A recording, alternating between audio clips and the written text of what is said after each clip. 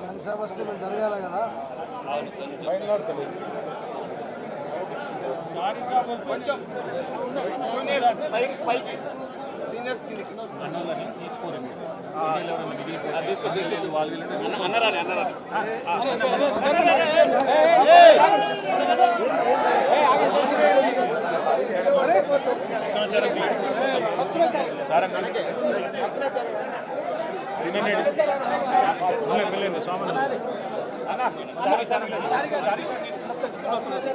శ్రీనివాస్ యాదవ్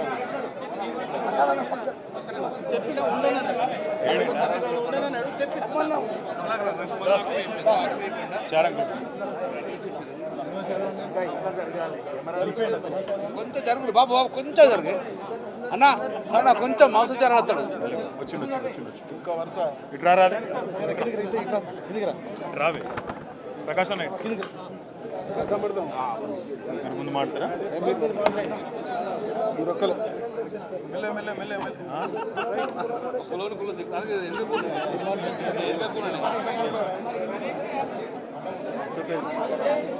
ఓకేనా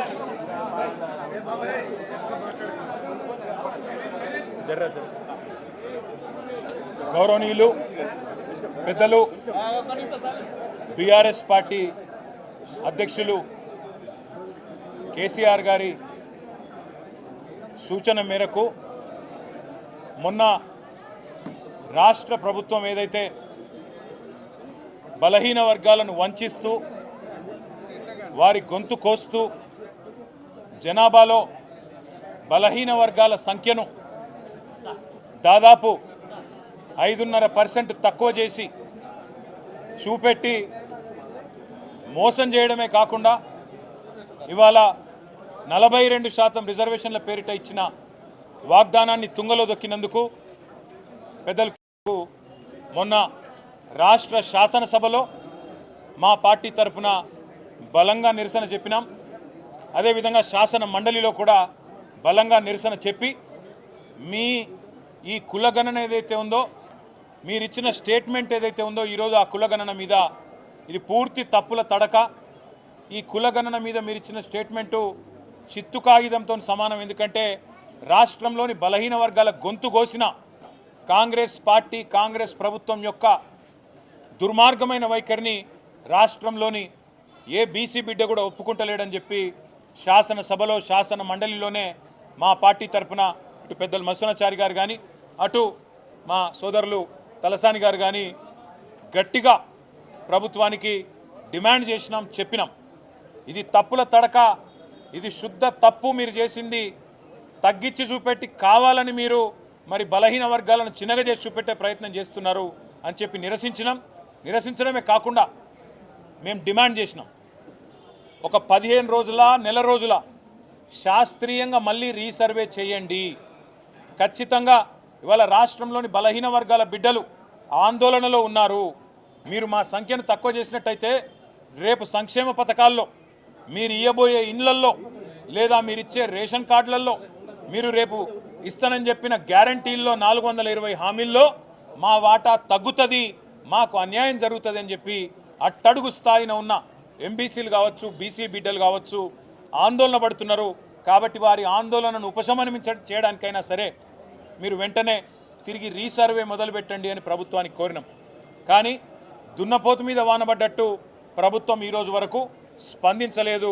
స్పందించకపోగా ఇంకా సిగ్గు లేకుండా ఉల్టా చోర్ కొత్వాల్ కూడా అంటే అన్నట్టు అసలు ఆనాడు జరిగిన సమగ్ర కుటుంబ సర్వే మీదనే అనుమానాలు లేవనెత్తే విధంగా ఇవాళ కాంగ్రెస్ ప్రభుత్వంలోని కొంతమంది పెద్దలు సమగ్ర కుటుంబ సర్వేనే తప్పు అన్నట్టుగా మాట్లాడుతూ బీసీలను అవమానిస్తూ ఉన్నారు.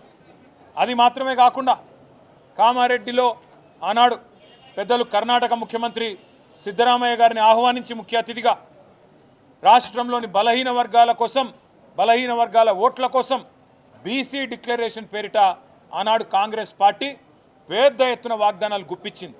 ఒకటి కాదు, రెండు కాదు, 42% రిజర్వేషన్లు ఖచ్చితంగా స్థానిక సంస్థల్లో అమలు చేస్తామని చెప్పింది కాంగ్రెస్ ప్రభుత్వం, కాంగ్రెస్ పార్టీ. అట్లాగే 42% రిజర్వేషన్లతో పాటు ఈ రాష్ట్రంలో రాబోయే 5 ఏళ్లలో 1,00,000 కోట్ల బడ్జెట్ పెడతాం బీసీలకని చెప్పింది Congress party. BC sub plan తీసుకొస్తాం అని చెప్పి సిద్ధరామయ్య గారు నోటెంబడ చెప్పింది కాంగ్రెస్ పార్టీ. అదేవిధంగా ప్రభుత్వ కాంట్రాక్టులలో, ప్రభుత్వ ప్రొక్యూర్మెంట్లో 42% బీసీలకే ఇస్తామని చెప్పింది కాంగ్రెస్ పార్టీ. ఇవాళ సంవత్సర కాలం దాటిపోయి 14 నెలలు దాటి 15వ నెలలో ప్రభుత్వం పడింది. మరి 15 నెలల్లో కనీసం 15 పైసలు కూడా మీరు చెప్పిన బీసీ డిక్లరేషన్ కోసం కేటాయించిన పాపాన పోలేదు. 16 కార్పొరేషన్లు కొత్తగా బీసీ కులాల కోసం ఏర్పాటు చేసి ఒక్కొక్క కార్పొరేషన్కు 50 కోట్ల బడ్జెటు అని డైలాగులు కొట్టిండ్రు. కానీ 50 పైసలు కూడా ఈ పోయిన ఆర్థిక సంవత్సరంలో ఖర్చు పెట్టిన పరిస్థితి లేదు. ఈ అన్ని విషయాలు ఇవాళ తెలంగాణ రాష్ట్రంలో ఉండే బలహీన వర్గాల ప్రజల ఆందోళనను దృష్టిలో పెట్టుకొని బీఆర్ఎస్ పార్టీ యొక్క బీసీ సెల్ అధ్యక్షులు పెద్దలు ముషీరాబాద్ ఎమ్మెల్యే ముఠా గోపాల్ గారి అధ్యక్షతన ఇవాళ ఒక విస్తృత స్థాయి సమావేశం జరిగింది. అందులో చాలా విషయాలు చర్చకు రావడం జరిగింది. ఇవాళ ప్రాథమికంగా అనుకున్నది ఏంటి అంటే, ఈ సమావేశం ద్వారా రాష్ట్ర ప్రభుత్వాన్ని బీఆర్ఎస్ పార్టీ డిమాండ్ చేస్తున్నది, నువ్వు మొట్టమొదలు ఈ రాష్ట్రంలోని బీసీ ప్రజలను క్షమాపణ అడుగు రేవంత్ రెడ్డి గారు అని డిమాండ్ చేస్తూ ఉన్నాం. 5.5% జనాభా తగ్గించి దాదాపు 22 లక్షల మందిని ఉన్నవాళ్లను లేనట్టుగా చిత్రీకరించే దుర్మార్గం ఏదైతే రేవంత్ రెడ్డి చేసిండో దానికోసం వెంటనే ఈ రాష్ట్రంలోని బీసీలను రేవంత్ రెడ్డి క్షమాపణ కోరాలని చెప్పి మేము డిమాండ్ చేస్తూ ఉన్నాం. రెండవది, నీ కులగణన పూర్తి తప్పుల తడక, నీ పూర్తి అశాస్త్రీయం, అసంబద్ధం, అర్ధరహితం. ఈ మాట మేము మాత్రమే కాదు, రాష్ట్రంలోని బీసీ సంఘాలు అంటున్నాయి. స్వయంగా మీ కాంగ్రెస్ పార్టీ ఎమ్మెల్సీ కూడా ఇది చిత్తు కాగితంతో సమానం, దీన్ని కాలబెట్టినా తప్పులేదని కాలబెట్టింది. అందుకే మేము బీఆర్ఎస్ పార్టీగా డిమాండ్ చేస్తున్నాం, వెంటనే రీసర్వేకి ఆదేశించు, 15 రోజుల నెల రోజుల తీసుకొని వెంటనే రీసర్వేకి ఆదేశించి సరైన లెక్కలు తేల్చండి. మేమందరం కూడా చొరవ తీసుకుంటాం. మొన్న అన్నావు కదా, కేసీఆర్ పాల్గొనలే, కేటీఆర్ పాల్గొనలే, ఇంకొకరు పాల్గొనలేదని. మాకు మీరు ఏం చెప్పినారు మీ కులగణనప్పుడు? మొదలు మీరు చెప్పింది ఏంది? స్వచ్ఛందంగా ఎవరు ముందుకు వస్తే వాళ్ళు రండి, ఇచ్చేది ఏంటి అన్నావు. అయినా నాకు తెలియక అడుగుతా, కుంటి సాకులు అడగడం కాదు, కుంటి సాకులు ఎత్తకడం కాదు. కేసీఆర్ గారి ఎలక్షన్ అఫిడవిట్ నీ దగ్గరనే ఉంది, నా ఎలక్షన్ అఫిడవిట్ నీ దగ్గరనే ఉంది.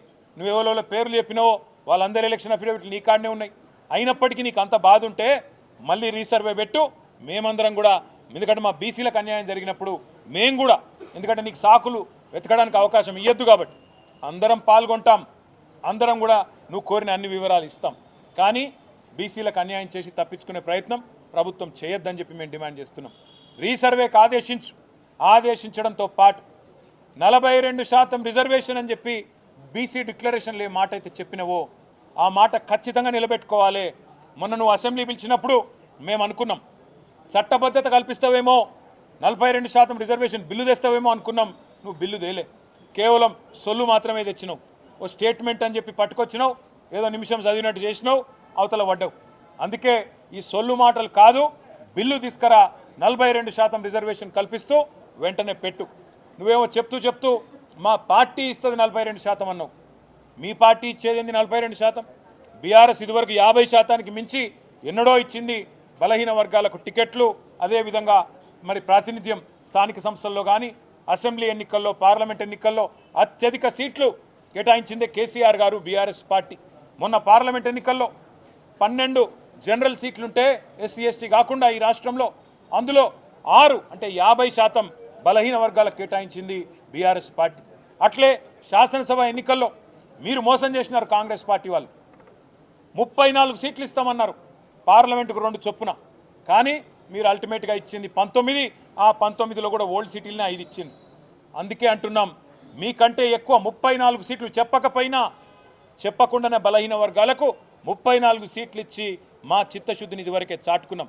మాకు నీ సర్టిఫికెట్ అవసరం లేదు. కానీ ఈ రాష్ట్రంలోని బలహీన వర్గాల ప్రజల ఆందోళన, ఈ రాష్ట్రంలోని బలహీన వర్గాల ప్రజల ఆవేదన అర్థం చేసుకున్న పార్టీగా రేపటి నుంచి మండలాల వారీగా, నియోజకవర్గాల వారీగా, జిల్లా కేంద్రాల వారీగా మొదలు భావజాల వ్యాప్తిని, అంటే బీసీలకు జరుగుతున్న అన్యాయం మీద మా పార్టీ నాయకులు, ఇతర బీసీ సంక్షేమ సంఘాల నాయకులతో వెంటనే ప్రెస్ మీట్ల ద్వారా ప్రజలని జాగృతం చేసే ప్రయత్నం విస్తృతం చేస్తాం. దాంతోపాటు మిగతా ఇంకా చాలా విషయాలు కూడా మేము మాట్లాడుకున్నాం. ఏ రకమైన కార్యాచరణ ఉండాలి, ప్రభుత్వం దిగిరాకపోతే మొండి వైఖరితో కనుక రిజర్వేషన్లు ఇవ్వకుండానే బీసీల గొంతు కోసి స్థానిక సంస్థల ఎన్నికలకు పోతే ఏం చేయాలనే విషయంలో లోపల చాలా మాట్లాడుకున్నాం. అవన్నీ కూడా మా పార్టీ అధ్యక్షులు పెద్దలు కేసీఆర్ గారికి నివేదించి తదుపరి కార్యాచరణ ఏ రకంగా ఉండాలో కూడా తప్పకుండా నిర్ణయించుకుంటాం. కానీ ఈ విషయాన్ని వదిలిపెట్టాం. తప్పకుండా బీసీలకు కాంగ్రెస్ పార్టీ చేస్తున్న మోసాన్ని ఎండగడతాం. మీరు రాజ్యాంగ సవరణ అని మాట్లాడుతున్నారు. నిజంగా చెప్పాలంటే మోడీ గారు, రాహుల్ గాంధీ గారు ఇద్దరు కూర్చుంటే ఛాయ్ తాగే లోపల అయిపోతుంది రాజ్యాంగ సవరణ. ఇదివరకు చేయలేదా? ముల్కీ రూల్స్ని ఆనాడు సుప్రీంకోర్టు అప్హెల్డ్ చేస్తే అవును ఇది కరెక్టే అంటే ఆనాడు ఇదే కాంగ్రెస్ పార్టీ ఇందిరాగాంధీ గారి నాయకత్వంలో ఆనాడు ముల్కీ రూల్స్ను రద్దు చేస్తూ రాజ్యాంగ సవరణ చేయలేదా? మరి అలా బీసీలకు న్యాయం చేసే కాడ రాజ్యాంగ సవరణ చేయడానికి ఎందుకు మీకు ఇబ్బంది అవుతున్నదని మేము అడుగుతా ఉన్నాం. రేపటి నుంచి అందరినీ కూడా జాగృతం చేస్తూ మండలాల వారీగా, నియోజకవర్గాల వారీగా, జిల్లాల వారీగా మొదలు ప్రెస్ మీట్లతో మొదలు పెడతాం, చిన్న చిన్న సమావేశాలతో మొదలు పెడతాం. తదుపరి కార్యాచరణ ఎట్లా ఉండబోతుందో పెద్దలు కేసీఆర్ గారితో ఒకసారి అంతర్గతంగా చర్చించిన తర్వాత ప్రకటిస్తామని చెప్పి కూడా తెలియజేస్తూ రేపటి నుంచి మా నాయకులందరూ కూడా జిల్లాల వారీగా, నియోజకవర్గాల వారీగా, మండలాల వారీగా పార్టీ మొత్తం కూడా మరి ఈ కార్యక్రమాన్ని తీసుకుంటుందని చెప్పి కూడా తెలియజేస్తూ మళ్ళీ మీ అందరికి కూడా ధన్యవాదాలు, నమస్కారాలు. Thank you.